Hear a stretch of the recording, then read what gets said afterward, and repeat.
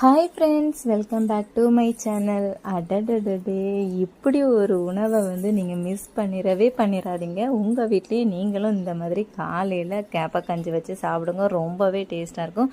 இந்த கேப்பக்கஞ்சிக்கு சைடிஷ் என்னதுன்னா மோர் வத்தல்.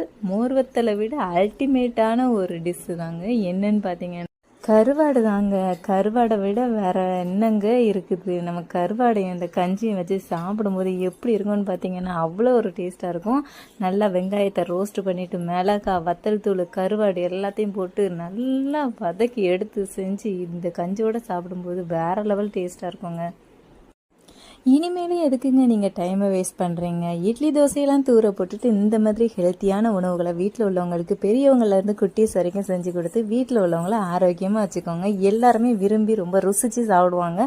இப்படி ஒரு நம்ம வீடியோ பிடிச்சிருந்தா மறக்காமல் சப்ஸ்கிரைப் பண்ணிட்டு பாருங்கள். பாய்.